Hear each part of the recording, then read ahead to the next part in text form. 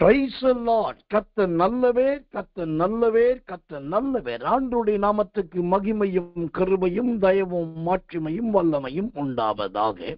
நல்ல அருமையான இந்த சாயங்காலம் கடந்த இரவு வேளையில் உங்களோடு இணைந்து கர்த்தருடைய ஊழியத்தை செய்வதில் நான் மிகவும் மகிழ்ச்சி அடைகிறேன். ஆண்டவருடைய கிருபையினால் இந்த மாதத்திலே ஒரு நாளைக்கு ஒரு எண்ணெய் என்று சொல்லி ஒவ்வொரு எண்ணெயை குறித்து பரிசுத்த வேதாகமத்திலிருந்து பரிசுத்த ஆவியானவரை முன்னிட்டு நாம் பார்த்து வருகிறோம். அந்த வரிசையிலே இன்றைக்கு ரூத்தின் புஸ்தகம் 3ஆம் அதிகாரம் 3வது வசனத்தை தேவனுடைய வசனத்தை செய்திக்கு ஆதாரமாய் வாசிக்கிறேன். ரூத் 3ஆம் அதிகாரம் 3வது வசனம். கர்த்தருடைய நாமத்துக்கு மகிமை உண்டாவதாக.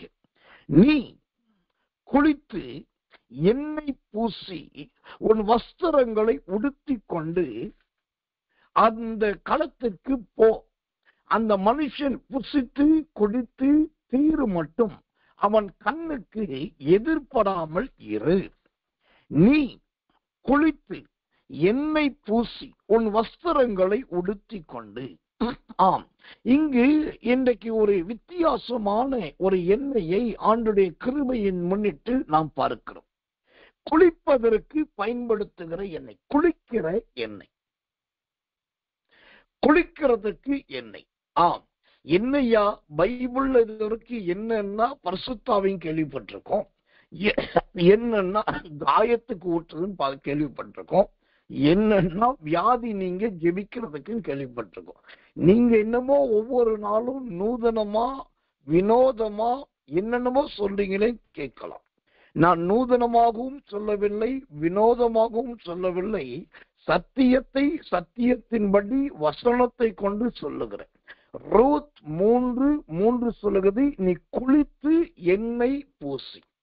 அப்போ இந்த குளிச்ச உடனே பூசுகிற ஒரு எண்ணெய். கர்த்தர் நல்லவன். இந்த எண்ணெயை பூசணும்னா முதலாவது ஒருத்தர் நன்றாய் குளித்தவர்களா இருக்க வேண்டும். இந்த எண்ணெயை எல்லாரும் பூசக்கூடாது, எல்லா நேரத்திலும் பூசக்கூடாது, எல்லாவற்றுக்கும் பூசக்கூடாது. இந்த எண்ணெயை ஒருத்தர் பூசணும்னா முதலாவது குளிக்கணும். இந்த குளிக்கிறது என்றால் என்ன? குளிக்கிற அனுபவம் எதை குறிக்கிறதா இருக்கிறது? வேதத்திலே ஒவ்வொன்றுக்குமே ஒவ்வொரு அசுத்திரம் காரியங்கள் உண்டு. அப்படி பார்த்தா இந்த குளிக்கிற காரியத்துக்கும் வேதத்திலே நிறைய ஆதாரங்கள் உண்டு. குளிப்பதை குறித்த வார்த்தையை ஒன்றுக்கு 2 மொழியிலே பார்க்கலாம். என்ன 2 மொழி? ஒன்று குளித்து என்கிற தமிழ் மொழி, இன்னொன்று ஸ்நானம் பண்ணி என்கிற வடமொழி. ஸ்நானம் என்பது வடமொழி வார்த்தை. அப்போ வேதத்திலே குளித்து என்கிற தமிழ் மொழியிலும் ஸ்நானம் பண்ணி என்கிறதான வடமொழியிலும் இந்த சூத்திரம் வார்த்தைகள் வேதாகமத்திலே இருக்கிறது. சரி, இப்போ நாம் தினம் ஒரு எண்ணெயை பார்த்து வருகிறோம். இங்க ரூத்தை ஒரு எண்ணெயை பூசுன்னு சொல்லி தன் மாமியார் அங்கு மாமியாராக நகோமி சொல்லுகிறார். ரூத், நீ வயல்வெளிக்கு போகும்போது, நீ களத்துக்கு போகும்போது, நெல் பொறுக்க போகும்போது போறதுக்கு முன்னாடி குளித்துட்டு நான் கொடுக்கிற எண்ணெயை பூசிக்கொள் என்கிறார். இப்ப இந்த மாமியார் சொல்லுகிற எண்ணெய், அதை ரூத் பூசுறதுக்கு முன்னாடி முதலாவது குளிக்கணும். இந்த குளிக்கிறது என்பது என்ன? அதற்கு முதலாவது ஒரு வார்த்தையை காண்பிக்கிறேன். எசேக்கியேல் தீர்க்க தரிசனத்தின் புஸ்தகம் 23ஆம் அதிகாரம் 40வது வசனம். எசேக்கியேல் 23:40 பிற்பகுதியை நான் உங்களுக்கு, அதாவது 2ஆம் பகுதியை உங்களுக்காக வாசிக்கிறேன். அவர்களுக்கென்று நீ குளித்து உன் கண்களில் மையிட்டு கொண்டு ஆபரணங்களால் உன்னை அலங்கரித்து. நீ குளித்து உன் கண்களில் மையிட்டு கொண்டு ஆபரணங்களால் உன்னை அலங்கரித்து. இப்போ இந்த குளிக்கிறது என்பது எதை காண்பிக்கிறது? தன்னை நன்றாய் அலங்கரித்துக் கொள்ளுவதை காண்பிக்கிறது. அப்போ அலங்கரிப்பதே பாவம் என்று உபதேசிக்கப்பட்ட காலம் ஒன்று இருந்தது. நீ அலங்கரிக்க கூடாது, நீ சொல்றோம் ரொம்ப ஆடம்பரமா இருக்க கூடாது, அப்புறம் அந்த வஸ்திரத்தை போடக்கூடாது, இந்த ட்ரெஸ்ஸை போடக்கூடாது, இப்படி நகையை போடக்கூடாது, இந்த பொருளை பயன்படுத்தக்கூடாதுன்னு சொல்லி ஒரு பெரிய பட்டியலே வேதாகமத்தில் சொல்லப்படும். அதுல நான் பல முறை காயப்பட்டது எதுலன்னாக்கா, இந்த சத்தியத்தை கேட்டு காயப்பட்டது. என்னன்னா, வேதத்திலே சொல்ல வேண்டிய சத்தியங்களும் உபதேசங்களும் வேதத்தின் மறைப்பொருட்கள் ஏராளம் இருக்கும். ஆனா அந்த சத்தியத்தெல்லாம் விட்டுட்டு இத ஒரு சத்தியம் என்று சொல்லி வாரந்தோறும் பேசின சபைகளை, வாரந்தோறும் பேசின ஊழியக்காரர்களை பார்த்திருக்கிறேன். ஆனா அவங்களுடைய சபைகளும் ஊழியமே எப்படி இருந்திருக்கிறது? ரொம்ப சிறுமந்தையே அப்படின்ற மாதிரி ஒரு சிறுமந்தையாவே இருந்திருக்கு. அப்போ இத பத்தி பேசக்கூடாதா என்று கேட்டால் பேசக்கூடாது என்பது கிடையாது, கட்டாய பேசப்பட வேண்டும், நிச்சயமா சொல்லப்படும். ஆனால் அது மட்டுமே சபைக்குரிய ஊழியத்துக்குரிய ஆவிக்குரிய ஜீவித்துக்குரிய அடிப்படை கிடையாது. இப்போ குளித்து என்பது எதை குறிக்கிறது? எசேக்கியேல் 23ஆம் அதிகாரம் 40வது வசனம் அங்க சொல்லுகிறது, உன்னை அலங்கரித்து. குளிக்கிறதே நம்முடைய அசுத்தம் நீங்கி நம்மை சுத்தப்படுத்தி கொண்டு நம்முடைய பழைய நிலைமையை மாற்றி நல்ல ஒரு அழகாய் மாறுவதற்காகத்தான் நாம குளிக்கிறோம். அப்போ அந்த குளித்த பின்பு, குளித்து விட்டு அந்த எண்ணெயை பயன்படுத்தினால் அது ஆபத்தும் கிடையாது, அது தவறும் கிடையாது. கர்த்தருடைய நாமத்துக்கு மகிமை உண்டாவதாக. இது எசேக்கியேல் 23 நான் உங்களுக்கு காண்பித்த ஒரு அடிப்படை வார்த்தை. ஆனா இதே குளித்து என்ற வார்த்தை தான் ரூத் புஸ்தகத்தில் வாசிக்கிறோம். நீ குளித்து எண்ணெய் பூசி உன் வஸ்திரங்களை உடுத்தி கொண்டு. இப்போ இந்த குளிக்கிறதுக்கு 2வது காரணம் என்ன தெரியுமா? நல்ல ட்ரெஸ் போடணும்னா, சுத்தமான வஸ்திரத்தை போடணும்னா அழுக்கு மேனியிலே போட முடியாது. போட்டாக்கா மேனிக்கும் கசகசப்பா இருக்கும். வஸ்திரம், புது வஸ்திரமும் நல்ல வஸ்திரமும் கரைப்பட்டு விடும். அப்போ குளிப்பது என்பது ஒன்று அலங்கரித்துக் கொள்வது. அலங்கரித்துக் கொள்வது எதை குறிக்கிறது? நீ குளித்து உன் தலையை சீவி உன் முகத்து சுதந்திரம் எண்ணெய் பூசி என்று வேதம் சொல்லுது. அப்போ இந்த சரியான ஒரு சீரான அலங்காரம் பண்ணுவது வேதத்தின்படி தவறே கிடையாது. ஆனா அலங்காரத்துக்காகவே ஆயிரக்கணக்கான ரூபாய்களை செலவழிக்கிறதோ, அலங்காரத்துக்காகவே பல மணி நேரத்தை செலவிடுகிறதோ, அலங்காரத்தின் நிமித்தம் மற்றவர்களுக்கு இடரலா இருக்கிறதும் தவறு. கிட்டத்தட்ட ரொம்ப வருடத்துக்கு பின்பு ஒரு வாலிப தம்பி ஆண்டுடைய கிருபையினால நேற்றைக்கு எங்களுடைய வீட்டுக்கு வந்திருந்தோம். அவனை வைத்து ஒரு மிக முக்கியமான சில வேலைகளை நாங்கள் நிறைவேற்றோம். எல்லாம் முடிச்சுட்டு கிளம்பும் போது அவன் வீட்டுக்கு வான்னு சொல்லி வீட்டுல வர வைத்து நல்ல ஒரு சொத்துற விருந்து ஒன்று ஆயத்தப்படுத்தி, சின்ன ஒரு டிஃபன் ஒன்று ஆயத்தப்படுத்தி அவனுக்கு உட்கார வச்சு நல்லா சாப்பாடு கொடுத்து சந்தோஷமா பேசி அவனுக்கு வேண்டிய உதவியும் செய்து அனுப்பினோம். அப்போ உட்கார பேசிட்டு இருக்கும் போது அவன் சொன்ன ஒரு வார்த்தை, மாமா அன்னைக்கு இருந்த மாதிரியே இன்னைக்கு இருக்கிறீன்னு சொல்லிட்டு ஒரு வார்த்தை சொன்னான், ட்ரெஸ் பண்றதுல உங்களை போல மீறதுக்கு யாருமே கிடையாது, எப்பயுமே ட்ரெஸ்ல ஒரு டிஃபரெண்ட் அப்படின்னா. அது கேட்கறதுக்கு ஒரு பக்கம் சந்தோஷம், மறுபக்கத்துல அவன் எந்த அளவுக்கு என்னை கவனித்து இருக்கிறான் என்பதை நான் நிதானித்து பார்த்தேன்.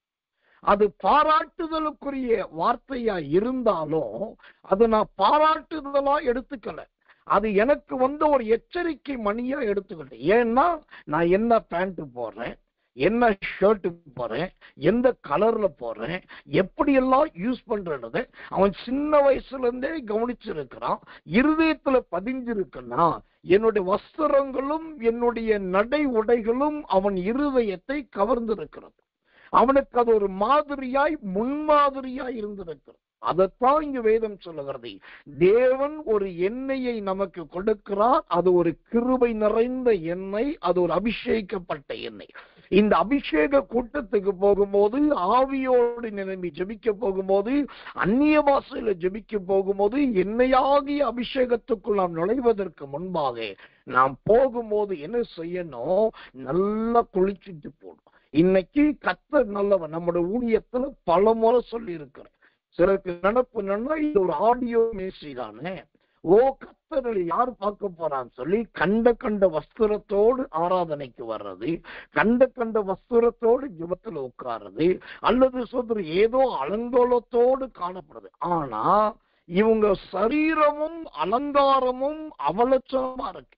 ஆனா இருதயமும் உதடும் என்ன சொல்லுதுன்னா, ஆண்டவரே எங்க பாசு ஜெபிக்கிற மாதிரியே எனக்கு நடக்கணும், எங்க பாசு ஆசீர்வதிக்கிற மாதிரியே எனக்கு ஆசீர்வாதம் கிடைக்கணும், இதே மாதிரி என் குடும்பத்தில் நல்லது வரணும்னு சொல்லி இருதயமும் உதடும் நன்மையை நாடுது. ஆனா கர்த்தருக்கு கொடுக்க வேண்டிய சரீரத்தையும் மற்ற வஸ்திரத்தையும் அங்கு மாற்றுவதே கிடையாது. அப்ப குளித்து எண்ணெய் பூசி என்று சொன்னால், இந்த எண்ணெய் ஆகிய அபிஷேகத்தை எடுத்து நீங்க பயன்படுத்திக் கொள்வதற்கு முன்பு தயவு செய்து அனுதினமும் நன்றாய் குளிக்க பழகுங்கள். ஒரு நாள் தவறாமல் அனுதினம் குளிக்க. நான் ஓப்பனா சொல்றேன், ஒருவேளை நீங்க குளிக்காமலேயே சோம்பேறித்தனமா இருந்து நீங்க அப்படியே தேவாலயத்துக்கு, தேவடைய ஆராதனைக்கு, தேவடைய கூட்டத்துக்கு, தேவடைய செய்தி வார்த்தைக்கு நீங்க வந்துகிட்டே இருந்தீங்கன்னு வச்சுக்கோங்களேன், ஒரு நாள் வரும் ஆண்டவர் நாகமானுடைய கழுத்தை பிடிச்ச மாதிரி கழுத்தை பிடிப்பாரு. பிடிச்சுக்கிட்டு கொண்டு போய் தண்ணியில் நிப்பாட்டிட்டு சொல்லுவாரு, ஒரு முறை இல்ல 7 முறை குழி, அப்பதான் உனக்கு நான் விடுதலை தருவேன் பாரு. அப்போ அந்த அவ்வளவு பெரிய ஒரு உக்கிரம் நமக்கு வேண்டுமா? இன்னைக்கு சிலருக்கு, தேவ பிள்ளைகள் சொல்லுகிறவர்களுக்கு குளிக்கிறது கூட பெரிய கஷ்டமா இருக்கு. அப்போ குளித்து எண்ணெய் பூசுதல் என்பது ஒன்று அலங்காரம். அது மனிதனுடைய ரூபத்துக்கு ஏற்ற அலங்காரம். அதனாலதான் பைபிள் சொல்றது, பரிசுத்த அலங்காரத்துடனே கர்த்தரை தொழுது கொள்ளுங்கள். இந்த பரிசுத்த அலங்காரம்னா இன்னைக்கு நிறைய பேர் உபதேசிக்கிற உபதேசம் கொடுக்கப்படுகிற விளக்கம் என்ன தெரியுமா? நீ உபச்சாரம் பண்ணாம, வேசித்தனம் பண்ணாம, களவு பண்ணாம, திருடாம, பொய் சொல்லாம, வஞ்சகம் பண்ணாம, ஏமாத்தாம, அங்க அந்த ஒரு தவறு பண்ணாம, இந்த ஒரு தவறு பண்ணாம இருந்தா அதுதான் பரிசுத்த அலங்காரம்ன்றாங்க. அதுக்கு பேர் ஒன்லி பரிசுத்தம். ஆனா பரிசுத்த அலங்காரம் என்றாலே, பரிசுத்தத்தோடு ஒரு அலங்காரம் வருதுன்னா, நீ ஆலயத்துக்கு வரும்போது, ஊழியத்துக்கு போகும்போது, ஜெபத்துல உட்காரும் போது அது எப்போதுமே ஒரு வித்தியாசமான நல்ல ஒரு நீட்னஸ் இருக்கும். நான் பெருமைக்காக சொல்ல, பெருமையா இருந்தா கர்த்தர் மன்னிக்கணும், உங்களுக்கு முன்மாதிரிக்காக சொல்றேன்.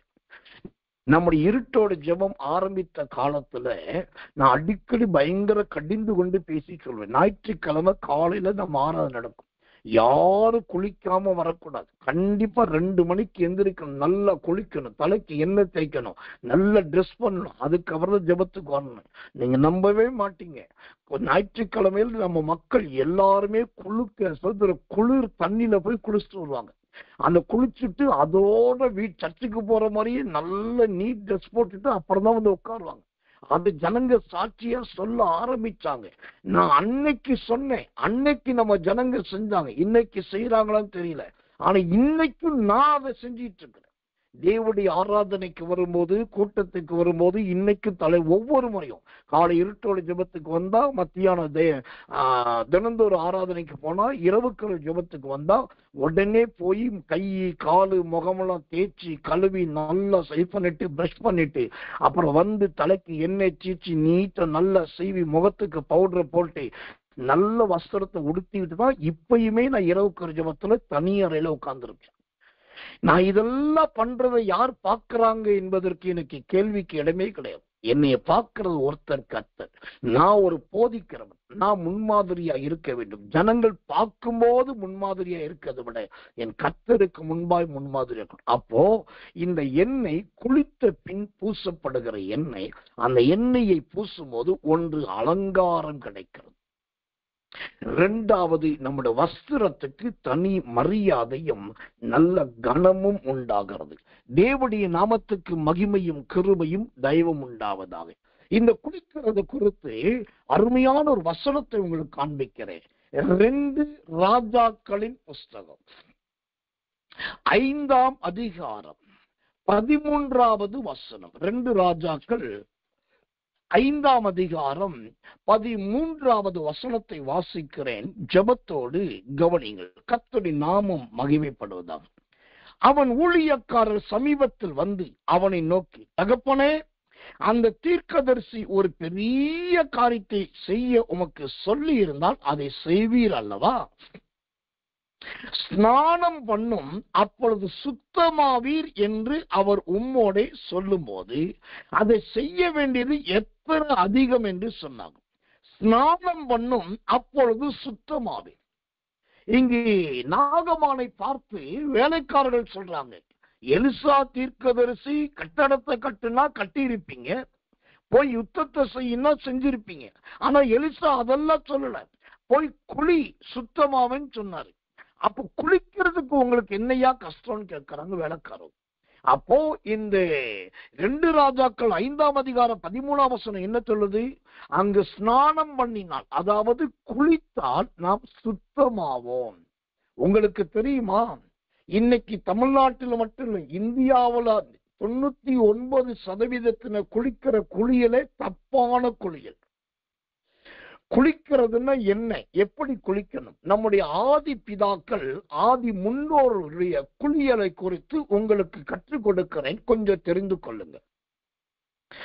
ஆதி காலத்திலே, அதாவது ஆதி காலம் கிட்ட 200-300 ஆண்டுகள்ல, கொஞ்சம் ஒரு 15-20 ஆண்டு, 25 ஆண்டுக்கு பின்னாடி நீங்க திரும்பி பாருங்க.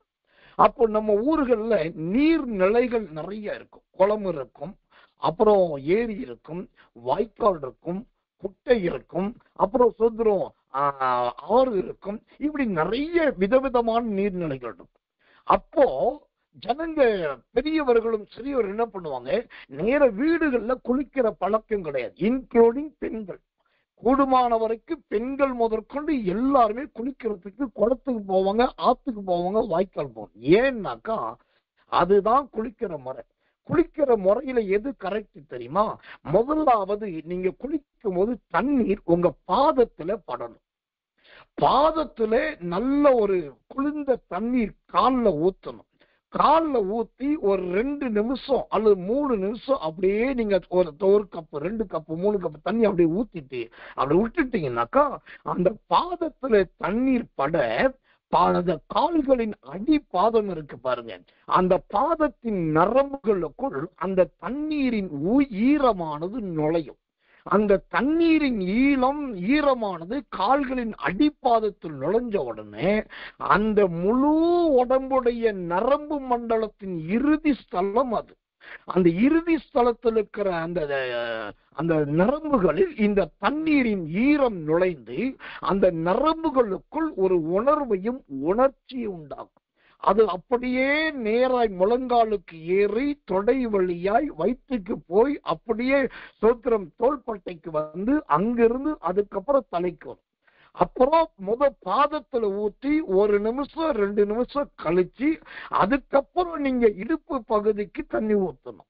அப்புறம் தண்ணி ஊத்திட்டு அதுக்கப்புறம் 3வது தான் தோல் பகுதிக்கு தண்ணி ஊற்றணும். இதை ஊத்தி அப்படியே கொஞ்சம் கொஞ்சமா நனைஞ்சு, அப்ப பாருங்க உங்க உடம்புக்குள்ள ஒரு சூடு வெளியேறது தெரியும், உங்க உடம்புக்குள்ள உஷ்ணம் கரைகிறது தெரியும், அந்த நரம்புகள் வெடிக்கிறதும் விடாய்க்கிறதும் தெரியும். உங்க தோல் பகுதிகள் அப்படியே சுருங்கி வலுவழுப்பாய் காணப்பட்டது அப்படி கொஞ்சம் உங்க உடலானது ஒரு மில்லிகிரேட் என்று சொல்லுவாங்க, அந்த அளவுக்கு தோலானது விரிவது நல்லா தெரியும். கைகள், கால்கள், சரீரத்தின் தோல் பகுதிகள் நல்ல விரிவடையும். அதுக்கப்புறம் கடைசியா தான் நீங்க என்ன பண்ணணும், தண்ணீரை எடுத்து தலைக்கு ஊற்றணும். அப்போ தலைக்கு ஊத்துனீங்கன்னா இந்த பாதத்திலிருந்து குளிக்கும் போது கொஞ்சம் கொஞ்சமா தண்ணீர் ஊற்றி சரீரமானது அந்த பக்குவத்தை அடைந்த பின்பு தலைக்கு ஊத்தும் போது, ஓ கர்த்தர் நல்லவே, எல்லா உஷ்ணமும் சூடும் 2 வழியில ஒன்று தலை வழியாய் புகையாய் மாறும், 2வது வாய் வழியாய் புகையாய் மாறும். இந்த தலை வழியாயும் வாய் வழியாயும் புகையாய் மாறி இப்படி ஒரு நல்ல குளியல் குளிக்கணும்னா அதுக்கப்புறம் தான் நீங்க சோப்பு போடணும். கர்த்தர் நல்லவன். முதலாவது சோப்பு போடுவது தலைக்கு கிடையாது, முதலாவது பாதத்துக்கு போடணும். ஏன்னா நீங்க காலுக்கு போடணும் தான் குனிய முடியும். குனியும் போது உங்க அந்த சுத்திர குளிர்ந்த தண்ணி பட்டு உடம்பு நனைஞ்சதுனால உங்க முதுகு தண்டு வடமானது தானாவே வளையும். அடி வயிற்று பகுதி உள் நோக்கி போய் தானா சுருங்கும். அப்போ அடிப்பாதத்துல சோப்பு போட்டு அப்புறம் முழங்காலுக்கு போட்டு அப்படியே நீங்க மேலே கொண்டு வந்து அதுக்கப்புறம் நீங்க முகத்துக்கு போட்டு தேய்க்கும் போது நடக்கிறது என்ன, உங்க சரீரமானது வளைய முடியாதது வளைந்து திரும்ப முடியாதது திரும்பி அது சரியாகி கடைசியா தலைக்கு போட்டு தேய்க்கும் போது கர்த்தர் நல்லவை, எல்லா அழுக்கும் அசடுகளும் மறைந்து உடலுக்குள்ள இருக்கிற தசை பிடிப்பு, நரம்பு பிடிப்பு, ரத்த கோளாறு, ரத்த பிபி, அப்புறம் பலவிதமான உஷ்ணம், பலவிதமான சூட்டு தன்மை, இது எல்லாம் ஆட்டோமேட்டிக்கா 1/1 ஆட்டோமேட்டிக்கா போயிடும். இப்படி எல்லாம் செஞ்சு முடிஞ்சு கடைசியா நீங்க தலையில இருந்து தண்ணி ஊத்துனீங்கன்னா இப்ப தலையில இருக்கிற சோப்பு, சீயக்கா, அழுக்கு எல்லாம் அங்கிருந்து வந்து வந்து வந்து வந்து வந்து வந்து கரைஞ்சி நேர பாதத்துக்கு போய் பாதத்தின் வழியா முழு சரீரம் சுத்தமாகும். இதுதான் குளிக்க வேண்டிய முறை. இப்படி குளிக்கணும்னா ஒரு நபருக்கு குறைஞ்சபட்சம் 15 முதல் 20 நிமிஷம் ரொம்ப கரெக்டா குளிச்சா, இல்லாட்டி கொஞ்சம் டைம் 20 நிமிஷமாவது ஆகணும்.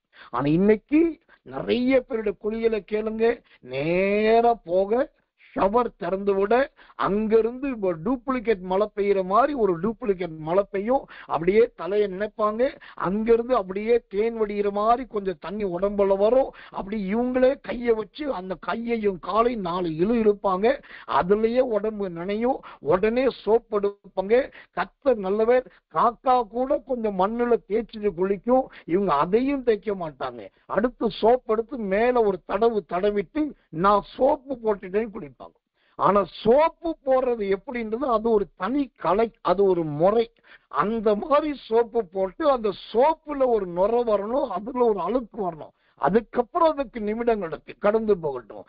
இந்த மாதிரி குளிச்சாதான் எங்க பைபிள் சொல்லுது 2 ராஜாக்கள் 5:13 நீர் சுத்தமாவே. இன்னைக்கு நிறைய பேருடைய உடம்புல இந்த குளியல் கிடையாது. ஆனா குளிச்சுட்டு வந்துட்டு ஒரு டயலாக் அடிப்பாங்க பாருங்க, என்ன மாதிரி டயலாக்கு. நான் இப்பதான் குளிச்சுட்டு வந்தேன், திரும்ப உடம்பெல்லாம் அரிக்குது. இப்பதான் நான் குளிச்சுட்டு வந்தேன், திரும்ப உடம்பெல்லாம் நமைக்குது. இப்பதான் குளிச்சுட்டு வந்தேன், உடனே ஏண்டா குளிச்சோன்னு இருக்கு. என்ன அர்த்தம்னா, நீங்க தண்ணிய ஊத்தி சோப்பை தடவி அந்த சோப்பை தேய்க்கவும் இல்லை, தண்ணியை ஊத்தி அழுக்கப்பட்டு சொரியவும் இல்லை. ஏற்கனவே இருந்த உடம்புல வேர்வை, நாற்றம், அழுக்கு, அசடு எல்லாம் இப்ப தானாகவே உடம்புல வெளியே வந்து நிக்குது. நீங்க என்ன பண்றீங்க, துண்டை வச்சு கர்த்தர் நல்லவன் அந்த ஹோட்டல்ல கொடுக்குற அந்த பேப்பர், அந்த பேப்பர் மாதிரி தொட்டு தொடச்சி உடம்பு தொடச்சிட்டு வந்துடுறீங்க.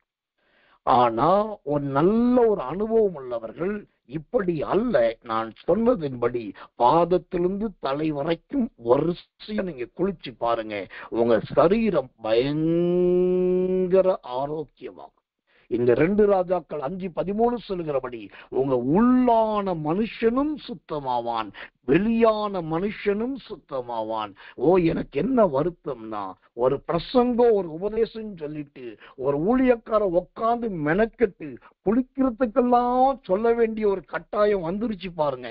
அதை நினைச்சுதான் எனக்கு இங்க பெரிய துக்கமா இருக்குது. ஆனாலும் எனக்கு ஒரு சந்தோஷம், கர்த்தர் நல்லவர், கர்த்தர் நல்லவர். நம்முடைய மக்கள் இப்படியாவது இனிமேலாவது இப்படிப்பட்ட நல்ல சுத்தமானவர்களாய் மாறுவார்கள் என்பதற்காக நான் கர்த்தரை அதிகமாய் துதிக்கிறேன், கர்த்தரை அதிகமாய் ஸ்தோத்தரிக்கிறேன். கர்த்தர் நல்லவே, கர்த்தர் நல்லவே. இப்போ இவ்வளவு குளியல் குளிச்சு அப்புறம் வஸ்திரத்தை மாற்றி அப்புறம் அலங்காரம் பண்ணி அதுக்கப்புறம் தேய்க்க வேண்டிய எண்ணெய் தான் இந்த எண்ணெய். சரி, இப்போ குளிச்சாச்சு, கர்த்தருடைய நாமத்துக்கு மகிமை உண்டாவதாக. வஸ்திரத்தை மாற்றியாச்சு, தலைக்கு எண்ணெயை தேய்ச்சாச்சு. குளிச்சு வஸ்திரத்தை மாற்றி தலைக்கு எண்ணெயை தேய்ச்சா அடுத்து நேரம் எங்க போகணும், டைனிங் டேபிள்ல உட்காந்து சாப்பிட போக கூடாது. ஆனா இன்னைக்கு இந்தியர்கள், அதுல விசேஷமா தமிழர்களுடைய மகா பெரிய ஒரு சக்தி என்னன்னா, குளிச்சு முடிச்ச உடனே நரகத்துல எரியிற நெருப்பை விட இவங்க வயிற்றுல பெருசா எரியும். எனக்கு பசிக்குது, ரொம்ப பசி வந்துருச்சு, குளிச்சதுனால பசிக்குது, பசி தாங்கல, உடனே சாப்பாடு வை, உடனே குழம்பெடுத்து வை, எல்லாத்தையும் வை. குளிச்ச உடனே நேர சாப்பாட்டுக்கு போறாங்க. ஆனா பைபிள் என்ன சொல்லி தெரியுமா? குளிச்சு வஸ்திரத்தை மாத்தி உங்களை அலங்கரிச்சுக்கிட்டு நேரம் எங்க போனோம்? 2 சாமுவேலின் புஸ்தகம் 12ஆம் அதிகாரம் 20வது வசனம். 2 சாமுவேல் 12:20 வாசிக்கிறேன். அப்பொழுது தாவீது தரையை விட்டு எழுந்து ஸ்நானம் பண்ணி, அதாவது குளித்து, எண்ணெய் பூசிக்கொண்டு தன் வஸ்திரங்களை மாற்றி கர்த்தருடைய ஆலயத்தில் பிரவேசித்து பணிந்து கொண்டு தன் வீட்டுக்கு வந்து போஜனம் கேட்டான். அவன் முன்னே வைத்த போது புசித்தான். அல்லேலூயா. பிரதர், சிஸ்டர், சிலர் நினைக்கிறாங்க, தெரியாம இரவுக்கு ஒரு ஜெபத்துக்கு வந்துட்டேன், இவர் என்னென்னமோ கத்து கொடுத்துட்டு இருக்காரு அப்படின்னு உங்களுக்குள்ளேயே சிரிக்கிறீங்க, உங்களுக்குள்ளேயே பேசுறீங்க. இது நானா பேசலங்க, வசனம் அழகா சொல்லுது. அந்த 2 சாமுவேல் 12ஆம் அதிகாரம் 20ஆம் வசனம் தெளிவா சொல்லுது. அவன் 1 ஸ்நானம் பண்ணினான், 2வது எண்ணெய் பூசினான் தாவீது, 3வது வஸ்திரத்தை மாற்றினான், வஸ்திரத்தை மாற்றின உடனே 4வது நேரம் ஆலயத்துல பிரவேசித்தான். ஆலயத்துல பிரவேசிச்சுட்டு 5வது அங்க நல்லா பணிந்து கொண்டு கர்த்தரை நல்லா துதிக்கிறான், ஸ்தோத்தரிக்கிறான், ஆராதிக்கிறான், ஜெபிக்கிறான், ஒப்பு கொடுக்கிறான், நன்றி சொல்லலாம். இந்த 5 காரியம் முடிஞ்ச உடனே அதுக்கப்புறம் தான் பைபிள் சொல்லுது, ஓ ஸ்தோத்திரம், வீட்டுக்கு வந்தான். 6வதாக வீட்டுக்கு வந்துட்டு 7வதா பைபிள் சொல்லுது போஜனம் கேட்டான். 8வதாக அவன் போஜனம் சாப்பிட்டான். இதுதாங்க அந்த தலைக்கு பூசுற எண்ணெயுடைய உண்மையான ஒழுங்கு முறை. இப்ப ஒரு தேவ மனுஷனா உங்க வீட்டுல ஒருவன், ஒரு சிநேகிதனா கேட்கிறேன், உங்க வலது கரத்தை எடுத்து உங்க நெஞ்சில நீங்களே வைங்க. உங்க வலது கரத்துல நெஞ்சில வச்சுக்கிட்டு இப்போ உங்க மனசாட்சியை பார்த்து நீங்க சொல்லுங்க. இல்லாட்டி பக்கத்துல யாராவது இருந்தாங்கன்னா தைரியம் இருந்தா அவங்கள்ட்ட சொல்லுங்க. என்ன சொல்லணும்? பாஸ்டர் என்ன இதுவரைக்கும் பேசுனாரோ அதன்படிதான் செய்யறேன். சொல்ல முடியுமா? கால்ல தண்ணி ஊத்துறீங்களா? இடுப்புக்கு தண்ணி ஊத்துறீங்களா? தோள்பட்டைக்கு தண்ணி ஊத்துறீங்களா? அப்ப தலைக்கு தண்ணி ஊத்துறீங்களா? அதுக்கப்புறம் சோப்பு போட்டு நல்லா அரைக்கி தேய்க்கிறீங்களா? அதுக்கப்புறம் தலைவலியா தண்ணி ஊத்தி பாதம் வரைக்கும் அழுக்க வெளியேற்றுறீங்களா? அதுக்கப்புறம் எண்ணெய் பூசுறீங்களா? அதுக்கப்புறம் வஸ்திரம் மாத்துறீங்களா? வஸ்திரம் மாத்திட்டு எண்ணெய் பூசிட்டு என்னைக்காவது பைபிள் திறந்து படிச்சிருக்கீங்களா? எண்ணெய் பூசிட்டு வஸ்திரம் மாத்திட்டு என்னைக்காவது ஒரு 1/2 மணி நேரம் ஜெபம் பண்ணிருக்கீங்களா? எண்ணெய் பூசிட்டு வஸ்திரம் மாத்திட்டு பக்கத்துல சர்ச்சு, வீட்டு வாசல்ல இருக்கும், அடுத்த வீட்டு பக்கத்துல இருக்கும், அந்த தெருவுல இருக்கும், சர்ச்சு பக்கத்துல இருப்பீங்க. அங்க போய் ஒரு 1 மணி நேரம் ஜெபம் பண்ணிட்டு வந்திருக்கீங்களா? கிடையாது. அப்புறம் நான் முதல் சர்ச்சுக்கு போயிட்டு வந்துடுறேன், அங்க போய் ஜெபம் பண்ணிட்டு வந்துடுறேன், இப்பதான் குளிச்சுட்டு எண்ணெய் பூசுறேன், இப்பதான் வஸ்திரம் மாத்தினேன், நான் நேர ஆலயத்துல போய் கர்த்தரை பணிஞ்சிட்டு வர்றேன் அப்படின்னு சொல்லிட்டு அதுக்கப்புறம் நீங்க சாப்பிட்டது உண்டா? கிடையாது. அப்போ இது எல்லாமே ஒரு கிறிஸ்தவர்கள் பின்பற்ற வேண்டிய அடிப்படை சத்தியம். இதெல்லாம் அனுதின அடிப்படை வாழ்க்கையின் தத்துவம். ஆனா இன்னைக்கு நிறைய சபைகள்ல, நிறைய ஊழியங்கள்ல, நிறைய இடங்கள்ல இது எதுவுமே சொல்லிக் கொடுக்கப்படாம வெறும் ஜெயம், வெறும் வெற்றி, வெறும் சந்தோஷம், வெறும் மகிழ்ச்சி, வெறும் ஆர்ப்பரிப்பு, ஒரு தீர்க்க தரிசனம், ஒரு ஜெபம், ஒரு சுகம், இதையே சொல்லி சொல்லி சொல்லி போனதுனால உலகத்தான் எல்லாமே சுத்தமானவனாய் மாறிவிட்டான். கிறிஸ்தவர்கள் எல்லாருமே அசுத்தமாய் போய் கொண்டிருக்கிறார். இதுதான் உண்மை. இன்னைக்கு உலகத்தானுக்கு இருக்கிற அந்த ஜெனரல் நாலேஜ் நிறைய தேவ பிள்ளைகளுக்கு இல்லை. குடிச்சுட்டு தான் கர்த்தர் வர சொன்னாரோ, தலை தேய்ச்சிட்டு தான் ஜெபத்துக்கு வரணுமோ? அப்படி எங்க இருக்குது எதிர்த்து பேசுகிற பழக்கம்? எனக்கன்பான தேவ பிள்ளைகளே, இந்த எண்ணெய சாதாரண எண்ணெய் இல்லைங்க. ஓ, கர்த்தர் நல்லவர், கர்த்தர் நல்லவர். இது ரொம்ப முக்கியமான ஒரு எண்ணெய். இந்த எண்ணெயே ஒரு ஜெப எண்ணெய். இந்த எண்ணெயே ஒரு தேவனுடைய அபிஷேகத்துக்கும் நல்ல வாசனை திரவியங்களால் உருவாக்கப்பட்டதற்கும் ஒப்பானது. இந்த குளிக்கிற விஷயத்துல எனக்கு ரொம்ப ஆச்சரியமான ஒரு குளியல் பைபிள்ல இருக்கு. அது எத்தனை பேருக்கு தெரியும் எனக்கு தெரியல. கூட்டம் முடிஞ்ச உடனே நீங்க நைட் படுக்கிறதுக்கு முன்னாடி முடிஞ்சா அதை படிச்சு பாருங்க.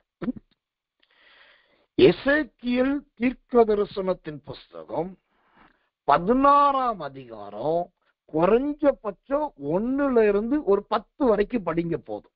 அந்த அதிகாரம் முழுவதுமே ஆண்டவர் அங்க செய்யற அலங்காரத்தை குளிப்பாட்டதான் இருக்குது. ஆனா நான் ஒரு 10 வசனம் மட்டும் படிங்க.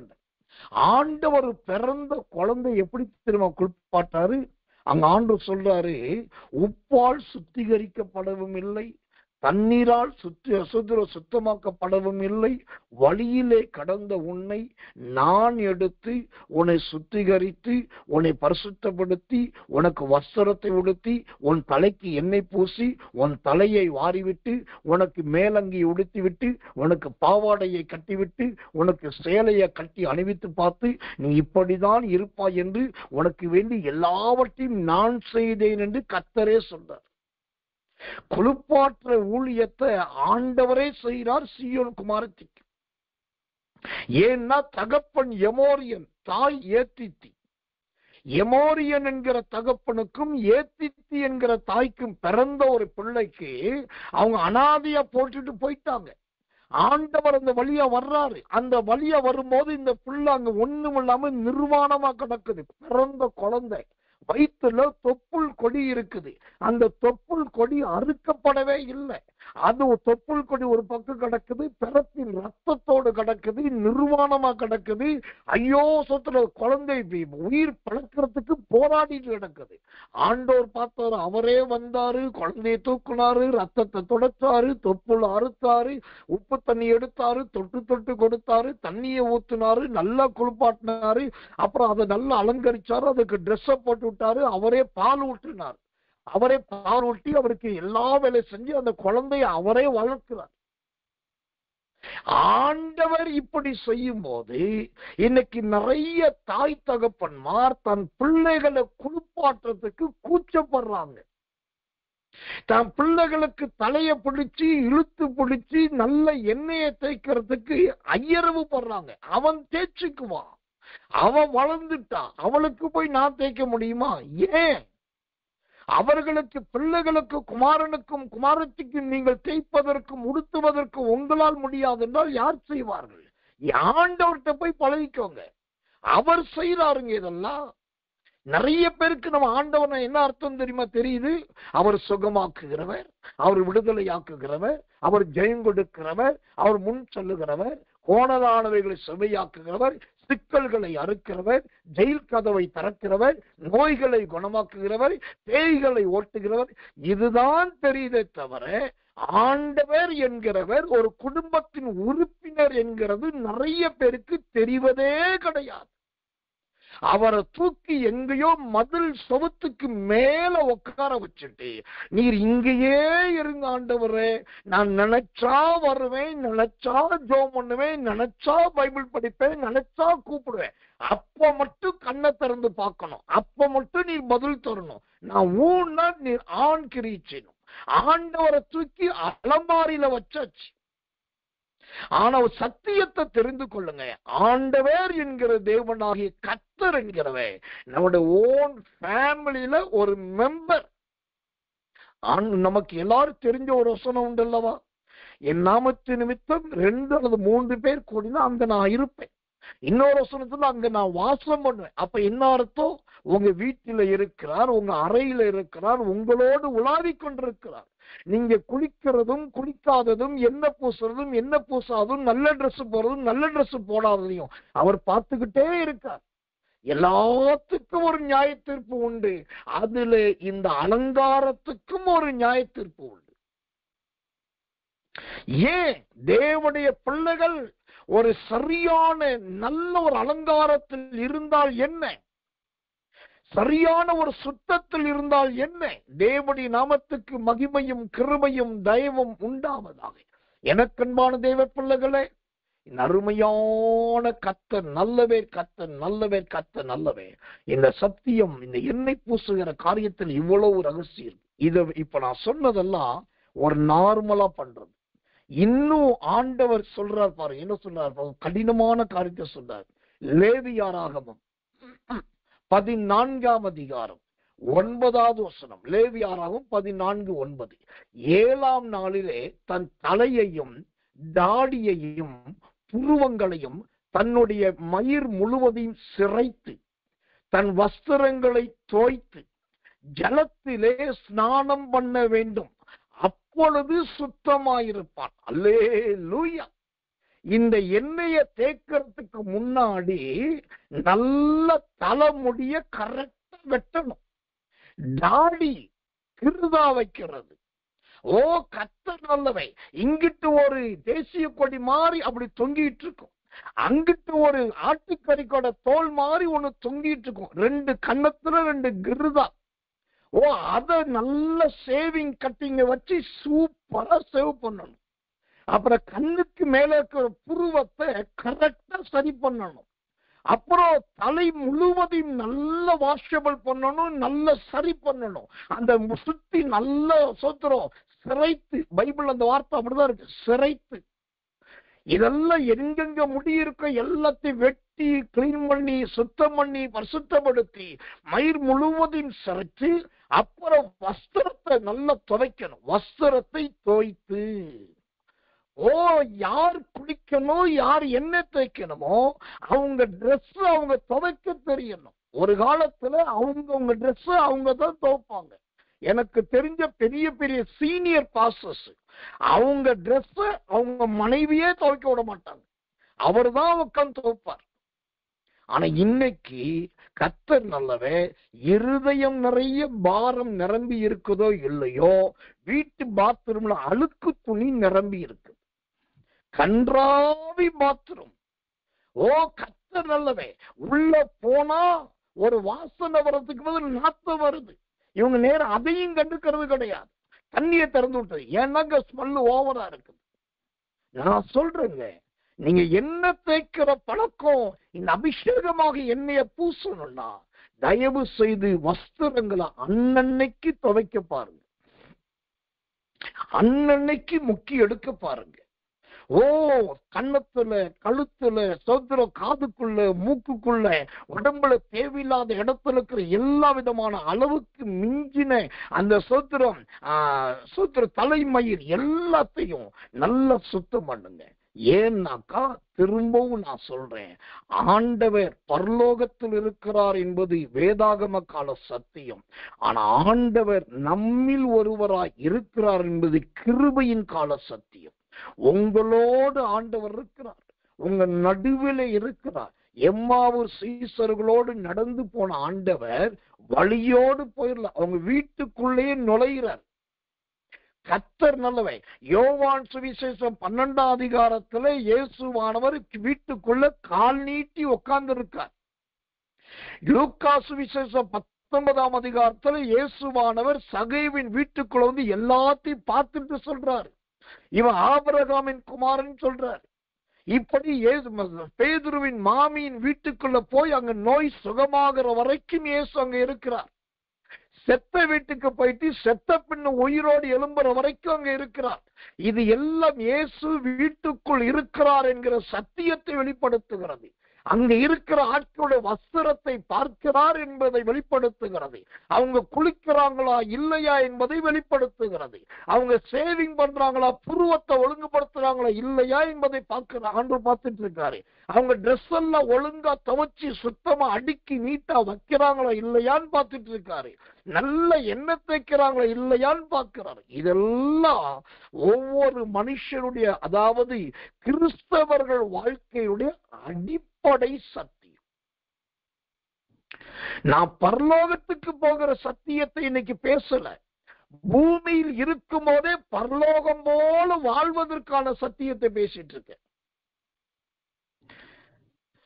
இந்த சத்தியமே இவ்வளவு பயங்கரமா இருக்குன்னா, இன்னும் பரலோகத்துக்கு போற சத்தியத்தை சொன்னா சத்தியத்தை கேட்கவே மாட்டேன்.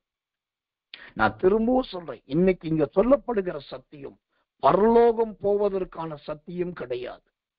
பூமியில் இருக்கும் போதே பரலோகத்துக்கு ஏதுவான ஒரு ஜீவியத்தை ஜீவிக்கிற சத்தியத்தை சொல்லிட்டு இருக்கு.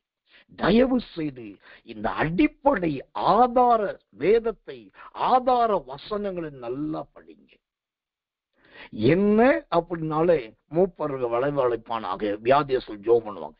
இந்த படிச்சதையே படிக்கிறது, கேட்கிறதையே கேட்கிறது, சொல்றதையே சொல்றது, யாரோ சொன்னதுக்கிட்ட அதையே பண்றது, இந்த மேலோட்டமான வாழ்க்கை விட்டு தயவு செய்து வெளியே வாங்க.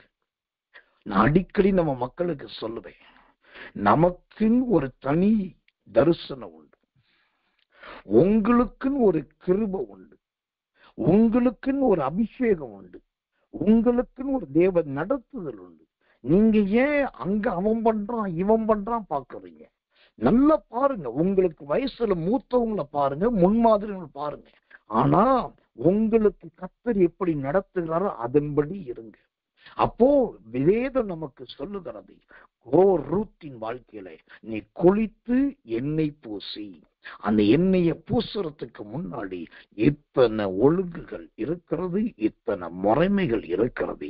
இதெல்லாம் பண்ணாதான் கர்த்தர் நல்லவே, கர்த்தர் நல்லவே, நாம் தேவனுடைய பிள்ளைகள் என்பதற்கு ஆதாரம். இன்னொன்னு கடைசி நான் சொல்லி முடிக்கிறேன். நான் ஆரம்பத்திலே சொன்னேன், குளிக்கிறதுக்கு 2 மொழியில வார்த்தை இருக்கு. ஒன்று குளித்து, அது தமிழ் வார்த்தை. 2வது ஸ்நானம், அது வடமொழி வார்த்தைன்னு சொன்னேன். இப்போ புதிய ஏற்பாட்டுல ஞான ஸ்நானத்தையே ஸ்நானம் அப்படின்னு பைபிளே சொல்லுது. நிறைய இடத்துல ஞானஸ்நானம் இருக்கு. ஆனா மத்தேயுலயோ மார்க்குலயோ இன்னொரு புஸ்தகத்திலேயோ ஞானஸ்நானத்தையே ஸ்நானம் என்றுதான் இருக்குது. மத்தேயு சுவிசேஷம் 21ஆம் அதிகாரம் 25ஆம் வசனத்திலிருந்து யோவான் கொடுத்த ஸ்நானம் தேவனால் உண்டாயிற்றா மனுஷனால் உண்டாயிற்றா? கர்த்தர் நல்லவே. அதே போலதான் மார்க்குவிலும் சொல்லப்பட்டிருக்குது. மார்க்கு சுவிசேஷம் 11ஆம் அதிகாரம் 30ஆம் வசனத்துல யோவான் கொடுத்த ஸ்நானம் தேவனால் உண்டாயிற்றா மனுஷனால் உண்டாயிற்றா? கர்த்தர் நல்லவே. அப்ப அதே ஸ்நானம் என்ற வார்த்தை இன்னொரு புஸ்தகம் லூக்கா சுவிசேஷம் 20ஆம் அதிகாரம் 4ஆம் வசனம் இருக்குது. யோவான் கொடுத்த ஸ்நானம் தேவனால் உண்டாயிற்றா மனுஷனால் உண்டாயிற்றா? அப்ப என்ன அர்த்தம்? ஞான ஸ்நானத்தையே இங்க வசனம் என்னன்னு சொல்லுது? ஸ்நானம் என்றுதான் சொல்லுது. அப்போ ஸ்நானம் என்பது ஞான ஸ்நானத்தை, ஞான ஸ்நானம் என்பது ஸ்நானத்தை குறிக்கிறது. அப்ப இனிமே நீங்க அதிகாலை ஞாயிற்றுக்கிழமை ஆராதனைக்கு, நம்முடைய ஆராதனைக்கு, அதாவது 3 மணி ஆராதனைக்கு வரும்போது காலையிலே எழும்புங்க, நல்லா ஸ்நானம் பண்ணுங்க, நல்லா குளிங்க. கர்த்தர் நல்லவன். அதுக்கப்புறம் நல்ல தலைக்கு எண்ணெய பூசுங்க, அப்புறம் முகத்துக்கு பவுடரை போடுங்க, அதுக்கப்புறம் நல்ல வஸ்திரத்தை உடுத்துங்க, அதோடு வந்து தேவனுடைய சமூகத்துல உட்காருங்க. அந்த பரிசுத்த சரீரத்தோடும் சுத்திகரிக்கப்பட்ட உடலோடும் தேவ சமூகத்தில் உட்கார்ந்து நல்ல பாட்டு பாடுங்க. இங்க பாடும் போது நீங்களும் பாடுங்க, இங்க வசனங்களை வாசிங்க, நீங்களும் திறந்து வாசிங்க. இங்க ஸ்தோத்திரம் பண்ணும் போது நீங்களும் ஸ்தோத்திரம் பண்ணுங்க. இங்க சாட்சி சொல்லும் போது உங்க சாட்சி நீங்களும் நினைச்சு பாருங்க. இங்க பாட்டு ஆராதிக்கும் போது நீங்களும் ஆராதிங்க. இங்க செய்தி கொடுக்கும் போது கவனமா கவனிங்க. அப்ப நடக்கிறது என்ன தெரியுமா? ஆவியானவை உங்க வீட்டில் உலாவிக் கொண்டிருக்கிறார் அல்லவா? தேவனாகிய கர்த்தர் குடும்பத்தில் ஒருவராய் இருக்கிறார் அல்லவா? அவர் அதை பார்ப்பார். அவர் பார்ப்பார், என்னுடைய மகள், என்னுடைய மகன் என்னுடைய ஆராதனைக்கு காலையிலே எழும்பி பல் துலக்கி நல்ல குளித்து நல்ல எண்ணெய் பூசி நல்ல வஸ்திரோடுத்தி பக்தியோடு வந்து உட்கார்ந்து இருக்கிறார்கள் என்று சொல்லி ஆண்டவர் பார்க்கும்போது அந்த தேவ பயத்துக்குன்னே ஒரு கிருபை இருக்கு. அந்த கிருபையினால் உங்களை நிரப்பும். அந்த கர்த்தருக்கு பயப்படுகிறவர்களுக்குன்னே ஒரு தனி வல்லமையை வச்சிருக்கார். அந்த வல்லமையை கர்த்தர் கொடுப்பார். அப்போ உங்களுடைய நிலைமை மகிமையாய் மாறும். எப்படி மாறும்? குளிச்சுட்டு வெளியே வந்த நாகமான் எப்படி அழகான வேறு மேனியை அடைந்தானோ உங்களுக்கு வேறு மேனியை கொடுப்பான்.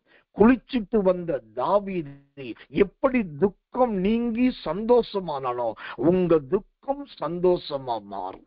குளிச்சுட்டு வந்த ரூத் எப்படி இயேசு கிறிஸ்துவின் பிறப்புக்கு அடையாளமா மாறினாலோ உங்க சந்ததியும் இயேசுவுக்கு ஒரு அடையாளமா மாறும். குளிச்சுட்டு வந்த சோத்திரம் தேவ இயேசு கிறிஸ்துவானவன் அங்கு அநேகருக்கு முன்பாக ஒரு சாட்சியாய் மாறினதை போல உங்களையும் கர்த்தர் மாற்றும். இதெல்லாம் கற்றுக்கொள்ள வேண்டியது. தயவு செய்து அலங்கோலமா இருக்காதீங்க, அலங்காரமா இருங்க. கர்த்தர் நல்லவே. இந்த சத்தியம் உங்களோடு பேசியிருக்கும், உங்களை உணர்த்தி இருக்கும் என்று கர்த்தருக்குள் உண்மையாகவே நான் நம்புகிறேன். நான் நேரம் கடத்துவதற்காக ஏதோ ஒன்று பேச வேண்டும் என்று பேச வரவில்லை. உங்களுக்கு சொல்ல வேண்டியதை சொல்லியே ஆக வேண்டும். அது என்னுடைய பாரம். கர்த்தர் நல்லவர். அது எத்தனை பேர் கேட்கிறீர்கள், ஏற்றுக்கொள்ளுகிறீர்கள், ஏற்றுக்கொள்ளவில்லை என்பது எனக்கு கவலையே கிடையாது. நல்ல நிலத்தில் விதைக்க வேண்டிய விதையை போல நான் விதைத்து விட்டேன். இந்த சத்தியத்தின்படி உங்க ஜீவியத்தை மாற்றுங்க. உங்க வீட்டிலே கர்த்தர் உங்களில் ஒருவராய் இருக்கிறார். அவருக்கு முன்பாய் எல்லா இடத்தையும் எல்லா சரீரத்தையும் எல்லாவற்றையும் சுத்தமாய் கடைபிடியுங்கள். அதுக்கேற்ற நன்மையை கர்த்தர் உங்களுக்கு கொடுப்பார். அந்த எண்ணெய் ஆகிய அபிஷேகத்தினால் ஆண்டவர் உங்களை நிரப்புவார். காலை இருட்டோடு ஜெபத்தில் சந்திப்போம். வாருங்கள், கண்களை மூடி ஒப்பு கொடுத்து எல்லாரும் கர்த்தரை ஸ்தோத்திரம் பண்ணுவோம். இயேசுவின் நாமத்தினாலே நாம் ஜெபிப்போம். அன்புள்ள நல்ல பரம பிதாவே, நல்ல அருமையான சாயங்காலம் கடந்த இந்த ராத்திரி வேலைக்காக நன்றியோடு துதிக்கிறோம், ஸ்தோத்தரிக்கிறோம்.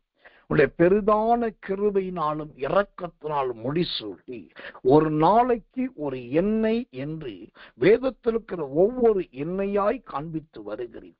இன்றைக்கு குளித்த பின் தேய்க்க வேண்டிய எண்ணெயை குறித்தும் அந்த தேய்ப்பதற்கு முன்பு ஒரு மனுஷன் எப்படி தன்னை சுத்திகரிக்க வேண்டும், எப்படி அலங்கரிக்க வேண்டும் என்பதை தேவன் வேதத்தின் அடிப்படையில அன்று கடிந்து கொண்டும் எச்சரித்தும் அன்பாகவும் தெய்வீக ஆலோசனையோடும் கற்றுக் கொடுத்தீர் ஆண்டவரே. கர்த்தர் என்கிறவர் எங்கோ இருக்கிறவர் அல்ல, குடும்பத்தில் ஒருவர் என்கிற அந்த தெய்வீக பயம் உங்களுடைய பிள்ளைகளுக்குள் வரட்டும். கர்த்தர் பார்க்கிறார் என்கிற உணர்வு வரட்டும். ஆண்டவர் கவனிக்கிறார் என்கிற சிந்தை வரட்டும். இயேசுவின் நாமத்தினாலே குளித்து அன்றொரு தலை மயிரை சிரைத்து வஸ்திரங்களை உடுத்தி ஆலயத்துக்கு சென்று கர்த்தருக்கு பணிந்து பின்பு வந்து போஜனம் புசித்து பிள்ளைகளோடு குடும்பத்தோடு மகிழ்ந்திருக்கக்கூடிய அந்த வேதத்தின் அடிப்படை ஜீவியம், அடிப்படை சத்தியம் பிள்ளைகளுக்குள் உயிரோடு எழும்புவதாக, உயிர் வந்து கிரியை செய்வதாக கர்த்தருடைய கரம் தாங்கட்டும். இரவில் உடைய பிள்ளைகளுக்கு ஐந்த நித்திரை தாரும். அதிகாலை ஜெபத்திலே கலந்து கொண்டு நல்ல கிருபையும் சத்தியத்தையும் மேய்ந்து கொள்ள நீர் உதவி செய்வீராக தாழ்த்தி ஒப்புவிக்கிறோம். இயேசுவின் ரத்தம் ஜெயம். இயேசுவின் நாமத்தில் ஜெபிக்கிறோம். ஜெபம் கேளும் ஜீவனுள்ள நல்ல பிதாவே. ஆமென், ஆமென், ஆமென்.